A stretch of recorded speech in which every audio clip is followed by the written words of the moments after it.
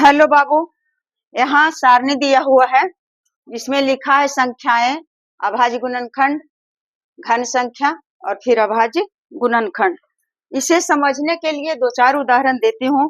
इसे आप पूरी तरह से समझ जाइएगा कि घन को निकालने के लिए संख्या को भी हम गुणनखंड करेंगे तो कैसे। मान लिया जाए कि यहाँ 4 दिया हुआ है, संख्या क्या दिया हुआ है, 4 दिया हुआ है, तो इसका अभाज्य गुणनखंड करेंगे तो कितना हो जाएगा, 2 गुने 2। इसका अभाज्य गुणनखंड हो जाएगा 2 गुने 2 और संख्या क्या है, 4। और इसका घन संख्या क्या हो जाएगा, घन संख्या, घन का मतलब है कि 4 पर पावर क्या देंगे, 3 देंगे। किसी भी संख्या का यदि घन संख्या देना रहेगा तो उस पर पावर दे देंगे 3। अगर किसी संख्या का वर्ग संख्या कहेगा तो उस पर पावर दे देंगे 2। पावर 2 इसका मतलब है कि वह संख्या वर्ग संख्या है, और पावर 3 है तो इसका मतलब है कि वह घन संख्या है। तो संख्या तो ले आए यहाँ से कि संख्या दिया हुआ है 4, और इसका कहता है कि अभाज्य गुणनखंड क्या होगा, तो अभाज्य गुणनखंड करना आ गया हम लोगों को। क्या किए, 2 गुने 2, और इसका घन संख्या क्या होगा, तो 4 पर पावर 3। अब 4 पर पावर 3 है तो 4 पर पावर 3 का तो कितना होगा, 4 गुने 4 गुने 4, यानी 4 चौक 16 और 16 चौका 64। कितना हो गया, इसका संख्या कितना बनेगा, 64। और यहाँ कह रहा है कि अभाज्य संख्या, तो कितना का हम निकालेंगे अभाज्य संख्या, जो 4 पर दिया हुआ है घन संख्या, इसी का नहीं निकालेंगे ना अभाज्य संख्या। तो जब तक इसका संख्या कितना आया वह नहीं निकालेंगे तो फिर अभाज्य संख्या कैसे आएगा। तो 4 का घन हो गया 4 चौक 16, 16 चौका 64। अब 64 का निकालते हैं कि इसका अभाज्य गुणनखंड कितना होगा, तो 32 दूना 64, फिर 16 दूना 32, और फिर 8 दूना 16, और फिर 4 दूना 8, और फिर 2 दूना 4, और 1 दूना 2। 1 2 3 4 5 6, 2 2 का जोड़ा आ गया, 2 2 का जोड़ा 3 जोड़ा, यानी 2 2 4 2 6। इसका अभाज्य गुणनखंड 2 गुने 2 गुने 2 गुने 2 गुने 2, 1 2 3 4 5 और फिर 1 2। कितना हो गया, 2 दूनी 4, 4 दूनी 8, 8 दूनी 16 और 16 दूनी 32 और 32 दूना 64। 64 कहाँ से आया, यह 4 का घन आया। 4 का घन जब निकाले तो आ गया 64। किसी भी संख्या का कल बताए थे कि 1 का घन हो जाएगा 1 गुने 1 गुने 1, 1 इकाई 1 1 इकाई 1 1 का घन 1। 2 का घन कितना होगा, तो 2 गुने 2 गुने 2, 2 दूना 4 और 4 दूना 8। 3 का घन कितना होगा, 3 गुने 3 गुने 3, सॉरी 3 बार है, 3 तिया 9, 9 तिया 27। और 4 का घन कितना होगा, तो 4 गुने 4 गुने 4, 4 चौक 16, 16 चौका 64। 5 का घन कितना होगा, तो 5 गुने 5 गुने 5, 5 5 25, 25 5 125। तो अपना प्रेजेंस ऑफ माइंड जो है एकदम रहना चाहिए, हमेशा एक्टिव, ताकि जो छुपी हुई बातें हैं किसी प्रश्न में उसे भी हम लोग जान जाएं। अब संख्या दिया हुआ है, मान लिया जाए कि 6, संख्या दिया हुआ है 6, और इसका अभाज्य गुणनखंड, इस संख्या का अभाज्य गुणनखंड निकालेंगे 6 का, तो कितना आएगा, 2 बार लगाएंगे, 3 दूना 6, और फिर 3 बार लगेगा तो 1 तिया 3। चाहे यहाँ इस करें या नहीं करें, ऐसे भी 2 गुने 3 होगा, या तो ये 3 को यहाँ कर लिए तो भी 2 गुने 3, तो इसका अभाज्य गुणनखंड हो जाएगा 2 गुने 3। किसका अभाज्य गुणनखंड, जो यहाँ संख्या दिया हुआ है उसका अभाज्य गुणनखंड। अब कहता है घन संख्या, तो 6 का घन संख्या कितना हो जाएगा, तो 6 पर पावर 3, और 6 पर पावर 3 का हमें संख्या इसका मतलब है कि घन निकालने के लिए कहता है, तो घन कितना होगा, एक और कॉलम रहना चाहिए, घन सिर्फ रहना चाहिए था। तो 6 गुने 6 तो 6 छक 36 और 36 छका 6 छक 36 और छोतिया 18 19 20 21 कितना आ गया 256 256 आया है। यहाँ आया है 4 चौक 16 और 16 चौका 64। यहाँ लिख देते हैं तब सही रहेगा, समझ में भी आ जाएगा। 4 चौक 16 16 चौका 64, 4 का घन कितना आ गया 64 और बराबर 2 गुने 2 गुने 2 गुने 2 गुने 2 1 2 3 4 5 6, इसका अभाज्य गुणनखंड हो गया यह। अब 6 छक 36 और 36 छक्का 6 छक 36 छोटी 18 19 20 21 कितना आ गया 216। कितना आ गया बच्चा 216। और 216 का क्या कह रहा है अभाज्य गुणनखंड, यह तो हम लोग ऐसे ही लिख दिए बिना फजूल का, यह नहीं कह रहा है, बस समझने के लिए कि इसका निकाल लिए घन, इसको 6 गुने 6 गुने 6 3 बार और तब उसका गुना करके आया 216, यानी 6 का घन आ गया 216। अब 216 का अभाज्य गुणनखंड निकालेंगे तो कितना आएगा 216 का अभाज्य गुणनखंड, 2 से 10 दूना 20, यहाँ बचा 1 8 दूना 16, फिर 5 दूना 10 और 4 दूना 8, फिर 27 दूना 54, फिर 9 तिया 27, फिर 3 तिया 9, चाहे यही छोड़ दे 3, या तो देखते हैं कि अब कर देते हैं तो कर ही देते हैं। अब क्या हुआ इसका अभाज्य गुणनखंड 2 गुने 2 गुने 2 3 बार और फिर 3 बार 3 हो गया, 3 गुने 3 गुने 3, यही तो हो गया इसका अभाज्य गुणनखंड। और 3 3 का समूह में मिल रहा है, 3 का समूह 3 का 2 बार 3 और 2 बार 3 आ गया। अब संख्या दिया हुआ, कोई भी संख्या दिया हुआ रहेगा जो पूर्ण घन रहेगा तो उसका उसी तरह से होगा। मान लिया कि संख्या दिया हुआ है, यहाँ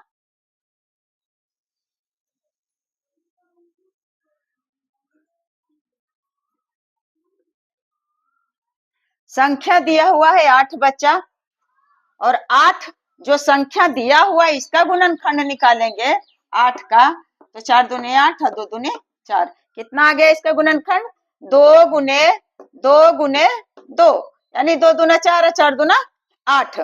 और इसका घन निकालेंगे, घन संख्या हो जाएगा 8 पर पावर 3, घन में तो कुछ है ही नहीं, जो संख्या दिया हुआ है उसका पावर कर दिए 3। अब इसे निकालने के लिए 8 पर पावर 3 कितना होगा, तो इसे जब घन निकालेंगे तो क्या हो जाएगा 8 गुने 8 गुने 8, यानी 8 8 64 और 64 8 8 चौक 32 3 और 6 8 48 49 50 51 512 हो गया। तो संख्या तो आ गया, संख्या इसलिए आना है क्योंकि जब तक संख्या नहीं निकालेंगे तो उसका अभाज्य गुणनखंड कैसे निकालेंगे, तो अब अभाज्य गुणनखंड निकालते हैं 512 का, तो 2 बार 25 दूना 50, यहाँ बचा 1 पर 2 12 और 6 दूना 12 256, फिर 2 बार लगाएंगे तो 12 दूना 24, 1 बचा 8 दूना 16, फिर 2 बार लगाएंगे 6 दूना 12 4 दूना 8, फिर 2 बार लगाएंगे 32 दूना 64, फिर 2 बार लगाएंगे 16 दूना 32, फिर 2 बार लगाएंगे 8 दूना 16, फिर 2 बार लगाएंगे 4 दूना 8, फिर 2 बार लगाएंगे 2 दूना 4, कितना आ गया 1 2 3 4 5 6 7 8, कई बार आया 2 बार 256, फिर 2 बार 108, फिर 2 बार 64, फिर 2 बार 32, फिर 2 बार 16, फिर 2 बार 8, फिर 2 बार 4, हाँ, फिर 2 बार, तो 2 दूनी 4, 1 2 3 4 5 6 7 8 9, कितना बार है? 9 बार है। 2 गुने 2 गुने 2 गुने 2 गुने 2 गुने 2 गुने 2, 1 2 3 4 5 6 7 गुने 2, 8 हो गया। इस संख्या को छोटा लिख करके इधर कर देते हैं। 512 आया, 512 बराबर, यहाँ कर देते हैं 2 गुने 9 हो गया। 1 2 3 4 5 6 7 8 9, यानी टोटल का 3 का समूह में मिल रहा है। देखिए, यह 3, फिर 3 और फिर 3, इधर 3, फिर इधर 3, फिर 3 और 3, यानी घन निकल रहा है, पूर्ण घन है। अब संख्या दिया हुआ है, मान लिया जाए कि 15, क्या दिया हुआ है? 15, और 15 का अभाज्य गुणनखंड निकालेंगे। 15 का अभाज्य गुणनखंड,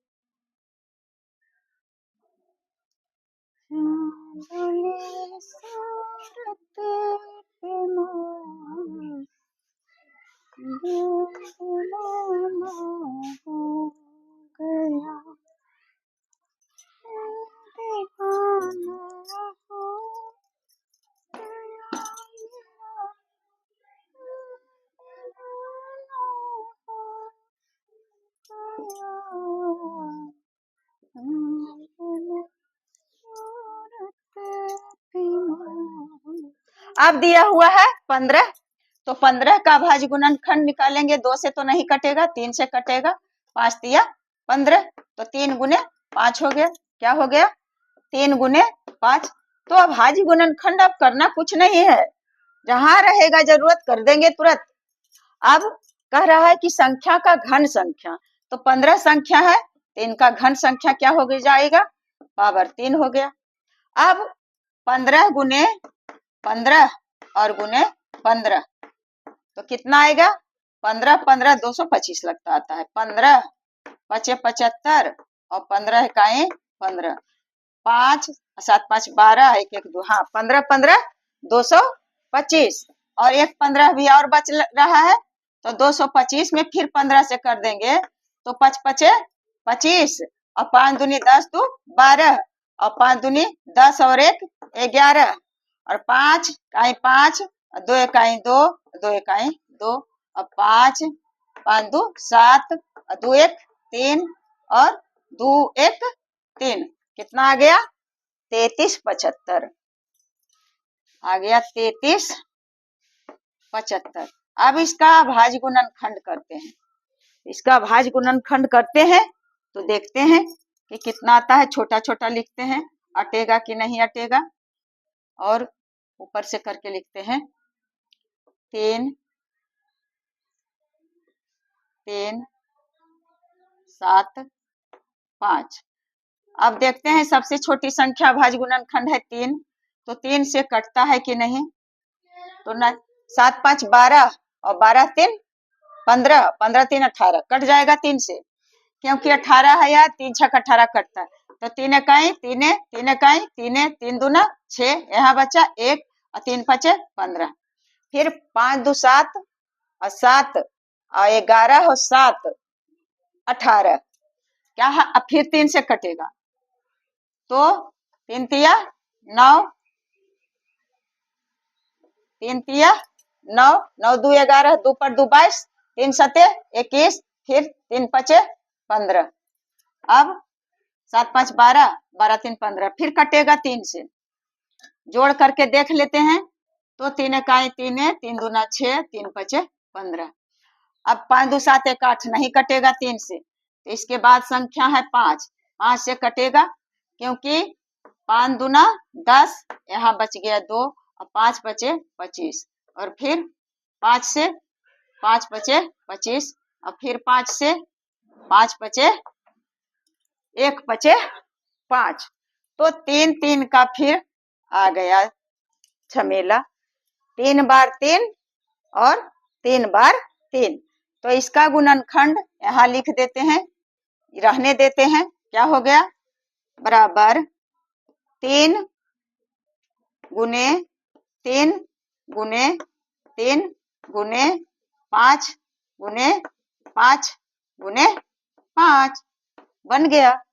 तो इस तरह से हम लोग समझ गए कि गुणनखंड निकाल करके आसानी से हम पता लगा सकते हैं कि कोई संख्या क्या चीज है, पूर्ण घन है या नहीं, पूर्ण वर्ग है या नहीं, या कैसे उसका घन निकालेंगे।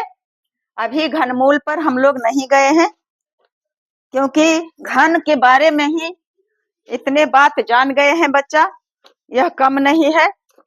तो अब हम लोग आगे देखेंगे कि घनमूल कैसे निकलता है।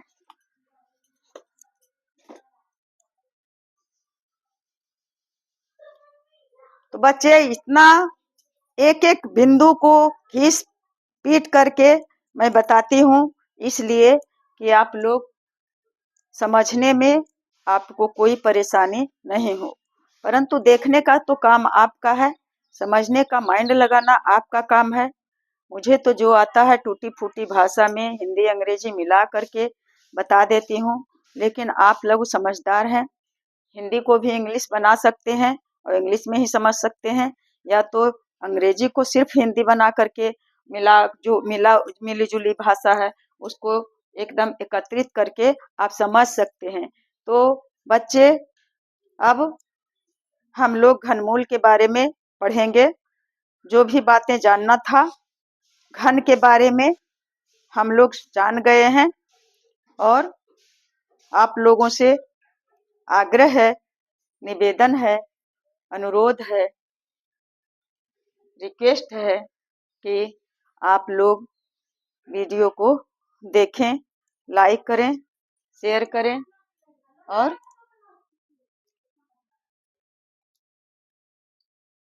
मैं एक लाइन गा देती हूँ, इसीलिए कि उसमें लिख देती हूँ कि संगीतमय है, तो देखते हैं इसी उम्मीद के साथ। बस एक लाइन टूटी फूटी भाषा में गाती हूँ। धनवानों का मान है जग में, धनवानों का मान है जग में, निर्धन का कोई मान नहीं। ऐ मेरे भगवन बता दे, क्या निर्धन इंसान नहीं। ऐ मेरे भगवान बता दे, क्या निर्धन इंसान नहीं। धनवानों का मान है जग में, धनवानों का मान है जग में, निर्धन का कोई मान नहीं। ऐ मेरे भगवन बता दे, क्या निर्धन इंसान नहीं। तो इन्हीं शब्दों के साथ बेटे मेरी शुभकामनाएं आप लोगों के साथ, मेरा आशीर्वाद आप लोगों के ऊपर, और बराबर वालों को जय हिंद, जय भारत, और बेस्ट ऑफ लक।